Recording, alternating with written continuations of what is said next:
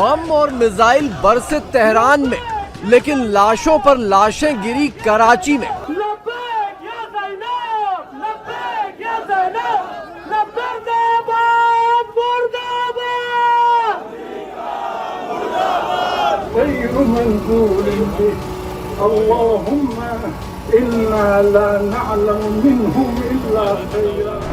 क्या पाकिस्तान का पैसा पाकिस्तानी शहरियों पर ही खर्च होगा, यानी उन्हें मारने पे खर्च होगा, शहर मारे जाएंगे, गोलियां मारी जाएंगी।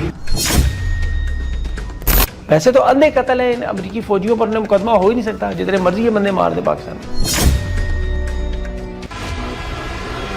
आग लगी सऊदी अरब में, लेकिन तपिश महसूस हो रही है इस्लामाबाद तक। अभी हमने देखा सऊदी के साथ पाकिस्तान ने भी जो है वो डिफेंस पैक्ट किया है, और वहाँ अगर खुदा न खास्ता हालात जो है वो ख़राब होते हैं और कोई किसी किस्म की वॉर टाइप सिचुएशन होती है, तो पाकिस्तान के लिए भी जो है वो एक बड़ी मुश्किल होगी। ड्रोन उड़ा अफगानिस्तान से, लेकिन धमाके सुनाई दे रहे हैं रावलपिंडी तक। जब भी मुसलमानों में गद्दारी का जिक्र होता था, मीर सादिक और मीर जाफर का जिक्र होता था, लेकिन आइंदा जिक्र होगा पाकिस्तानी मीर जाफरों और मीर सादिकों, ये याद रखिएगा। इस्लामाबाद में, कराची में, लाहौर में, पेशावर में, क्वेटा में और गिलगित बल्तिस्तान में ये बड़ा शदीद एहतजाज हुआ है। पाकिस्तानियों में बहुत सख्त रद्द-ए-अमल दिया है। कराची में अमेरिकी काउंसलेट के बाहर रविवार को जो बवाल मचा, उसकी नई तस्वीरें सामने आ गई हैं। इस शख्स को देखिए, इसके हाथ में पिस्तौल है और ये काउंसलेट के गेट की ओर निशाना लेकर तड़ातड़ गोलियां चला रहा है।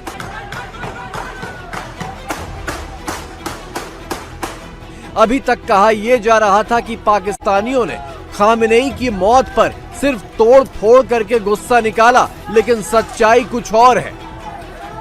होता ही है कि किसी कंट्री में कोई भी चीज होती है ना, तो प्रोटेस्ट पाकिस्तान के अंदर स्टार्ट हो जाती है। किस किस्म की जहालत है, मतलब ठीक है आप करें, यानी आप पीसफुल तरीके से, आप मातम तो आप कर ही रहे हैं, मातम करें, आप मातम पिटन करें, लेकिन उस पे आप आराम से पीसफुली करें ना। लोग वहां से जो है ना जहालत के मारे निकलते हैं और उनका मुंह सीधा उस तरफ होता है। वो मुझे लगता है कि गूगल पे चेक करके ना, गूगल मैप पे कि कहाँ पे है कोई अमेरिकी जगह, कोई कॉलेज, कोई यूनिवर्सिटी, कोई ऐसी जगह जहाँ पे कोई अमेरिकी काम करते हो, या कॉन्सुलेट या जो भी, वो ढूंढ के सीधा उधर का रुख कर रहे हैं और मुंह पे उन्होंने ढाटे बांधे। भाई मुंह क्यों छुपा रहे हो? अच्छा, फिर ईरान के साथ खड़े हैं और फिर अमेरिका से एड भी ले रहे हैं, और फिर प्रेसिडेंट ट्रम्प के इतने नजदीक भी हैं। शहबाज शरीफ साहब देखें हर महीने तो यहाँ पे पहुंचे होते हैं, और फील्ड मार्शल भी। अमेरिका और इजराइल के ईरान पर हमलों के बाद कराची, लाहौर, इस्लामाबाद समेत पाकिस्तान के तमाम शहरों में हालात बेकाबू हो गए। लोग सड़कों पर उतर आए। निशाना तो अमेरिका और इजराइल थे, लेकिन सामने पड़ गए मुनीर के वर्दीधारी।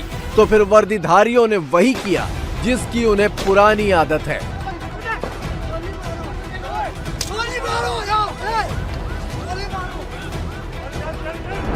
इस्लामाबाद में, कराची में, लाहौर में, पेशावर में, क्वेटा में, तमाम जो दारुल हुकूमत है वहाँ पे और गिलगित बल्तिस्तान में ये बड़ा शदीद एहतजाज हुआ है। पाकिस्तानियों में बहुत सख्त रद्द-ए-अमल दिया है। गिलगित बल्तिस्तान में अक़वाम मुत्तहिदा का दफ्तर जो है उसे आग लगा दी गई, उन पे गोली चलाई है। सिक्योरिटी फोर्सेज ने, बहुत सारे जख्मी हो गए हैं और 7-8 लोग जो हैं वो जाँ बहक हो गए हैं। ये 10 लोग कराची वाले इंसिडेंट में जो मुजाहरा करने के लिए गए थे वो जाँ बहक हो गए हैं और बहुत सारे लोग जख्मी हैं।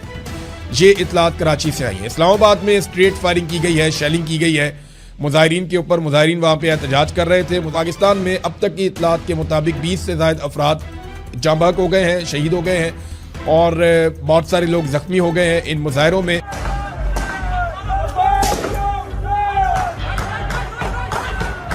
कराची के काउंसलेट में तैनात अमेरिकी फौज ने भी पाकिस्तानियों को चुन चुन कर मारा और मुनीर के फौजी अमेरिका की ओर से वकील बनकर खड़े हो गए। एक लाश भी अंदर नहीं पड़ी हुई, जो कुछ है जख्मी है। जब कुछ इवैक्यूएट करते, मेरा नाम काशिफ है, मैं एक लेफ्टिनेंट कर्नल हूँ, मैं एक आप लोगों का रेंजर का नुमाइंदा हूँ। मैं आपसे बात करने हैं। जी सर बोले। आप लोग यहाँ बैठो, प्रोटेस्ट करो, आप लोग यहाँ बैठे, लेकिन क्या पुरअमन तरीके से। सर हमारे 15 बंदा इस वक्त सुहेल में उनकी लाशें आई हुई है। ठीक है, 28 बंदे टोटल थे जो जख्म है। बिल्कुल सही है, ठीक जिनको शेल लगे हैं। अब अपने लोगों के साथ क्या कर रहे हैं? मैंने नहीं मारा। किसने मारा? आप लोगों ने कॉन्सुलेट के प्रेमिसेस को ब्रीच किया। कॉन्सुलेट आपका है। आप लोग मुझे बात सुने। कॉन्सुलेट आपका है। की जो प्राइवेट गार्ड्स थे उन्होंने स्नाइपर्स से उनके शॉट्स लिए।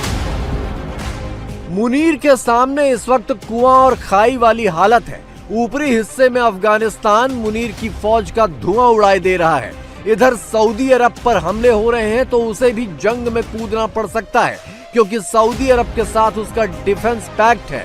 इधर ईरान की ओर से अभी तक हमला नहीं हुआ, लेकिन कभी भी हो सकता है, क्योंकि खबरें आ रही हैं कि ईरान पर हमलों के लिए मुनीर ने लुक छिपकर अमेरिका और इजराइल की मदद की है।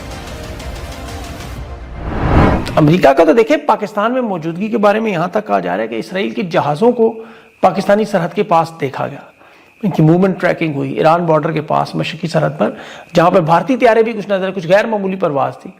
अब भारतीयों का यह इल्जाम था कि पाकिस्तान तो इसराइली जहाजों की पेट्रोल भरने में मदद कर रहा है। मेरा नहीं ख्याल कि इनके पास इतना पेट्रोल होगा इनको भर के देंगे, तो ऐन मुमकिन है पाकिस्तान की फिजा इस्तेमाल की हो। पाकिस्तान तो वैसे ही अमेरिका और इसराइल का इसराइल नवाज हुकूमत है, तो इसलिए ये कोई इतनी वो मामला नहीं है।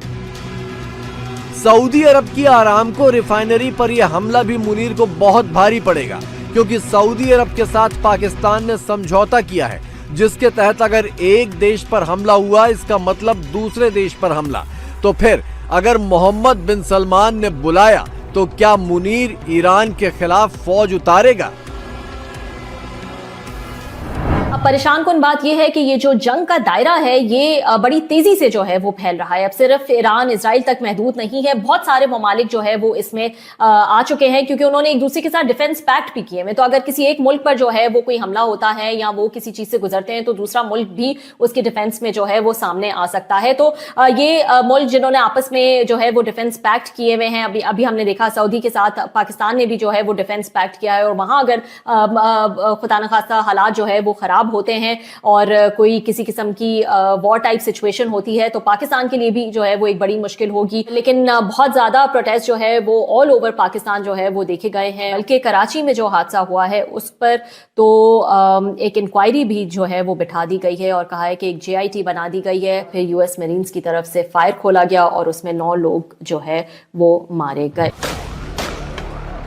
लेकिन सबसे मुश्किल जंग तो पाकिस्तान की अपनी जमीन पर हो रही है। मुनीर भले ही अमेरिका के हाथों बिक चुका है, फलस्तीन और ईरान का सौदा कर चुका है, लेकिन पाकिस्तानियों के दिलो दिमाग पर अभी तक हमास और खामनेई ही छपा हुआ है।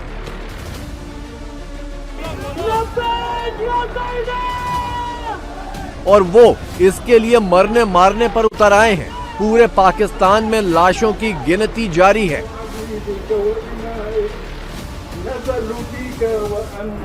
16 अफराद कराची में शहीद हो गए, 7 अफराद गिलगित में मार दिए, 6 अफराद स्कर्दू में शहीद हो गए।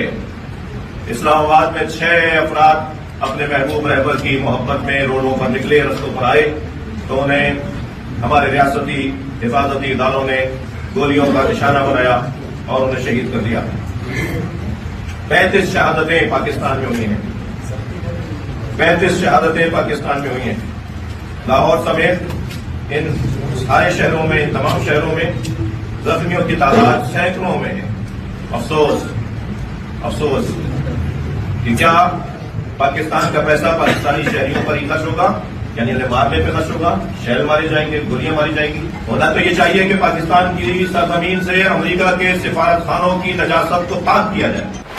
मरियम नवाज और शहबाज शरीफ ने खामनेई के नाम पर आंसू तो बहा दिए, लेकिन मुनीर खामोश है।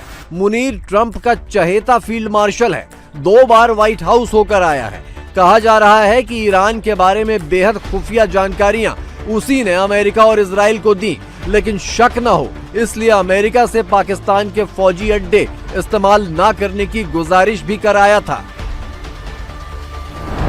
जब भी मुसलमानों में गद्दारी का जिक्र होता था, मीर सादिक और मीर जाफर का जिक्र होता था। पहला मीर जाफर और फिर दूसरा टीपू सुल्तान की पीठ में खंजर घोंपने वाला मीर सादिक।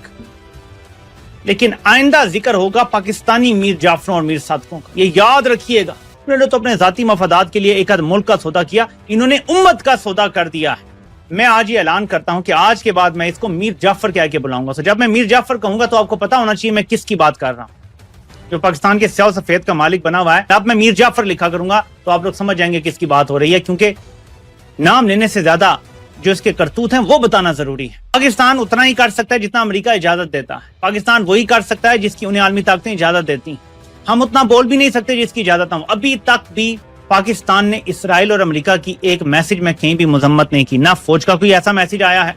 हम बदतरीन जहन्नुम के गड़े में जाने वाली हरकतें कर रहे हैं, और वो भी रमजान के महीने। मुनाफकत ही नहीं खत्म हो रही हमारी। वैसे मुनीर का ढोंग ज्यादा चलने वाला नहीं है। ईरान के कमांडर हुसैन नेजत ने चेतावनी जारी कर दी है। नेजत ने कहा है कि ईरान पर हमलों में पाकिस्तानी एयर स्पेस के इस्तेमाल की भी खबर है। अगर ये सही हुआ तो इस्लामाबाद को इसकी कीमत चुकानी होगी। मेरे लिए लम्हा फिक्रा है कि फिक्रिया ये है कि ट्रेस किस तरह किया गया है, उनको अंदर से कौन बिका है। चीमा साहब, उनकी तस्वीर सबसे पहले बीबी नेतन्याहू के पास कैसे पहुंची है, उनकी डेड बॉडी की तस्वीर। चीमा साहब, दर हकीकत हमारा हर दूसरा आदमी तो मीर जाफर है। चीमा साहब, हम तो बिकते हैं, बड़ी थोड़ी सी कीमत से बिक जाते हैं। वैसे जनरल मुनीर जब अपने ही लोगों को धोखा दे रहा है तो फिर ईरान या फलस्तीन की बिसात ही क्या। पाकिस्तान की जमीन पर बैठकर अमेरिकियों ने पाकिस्तानियों को गोली से उड़ा दिया, लेकिन मुनीर और उसकी कठपुतलियों की जुबान पर मजाल है कि अमेरिका के खिलाफ चू भी निकल जाए। वैसे तो अंधे कत्ल है, अमेरिकी फौजियों पर मुकदमा हो ही नहीं सकता, जितने मर्जी के बंदे मार दे पाकिस्तान में। अब मरीदके में जो लोग निकले थे फलस्तीन के लिए निकले थे, इन्होंने गोलियां मारी। तमाम अरब ममालिक, अमेरिका और इसराइल इस वक्त ईरान पे हमलों में जंग में है और शहबाज शरीफ के साथ बैठे। तो ये कैसे हो सकता है, ये ना करें उनके साथ। इन्होंने कराची में किस तरह लोग मारे, स्कर्दू में मारे, पूरे पाकिस्तान में इन्होंने पाकिस्तानी शहीद किए अभी एहतजाज के बाद, सबके सामने किए। तो ये मामला इनके लिए सबको पता है, ये इसराइल की हुकूमत है, लेकिन इंजाम इनका भी वही होना है। याद रखें, जो इस्तेमाल करने के बाद टिश्यू पेपर का या टॉयलेट में, आपको पता है जो अमेरिका और इसराइल कागजी कार्रवाई करके जो हाल उस पेपर का करते हैं फ्लश के टैंक, वही होना है।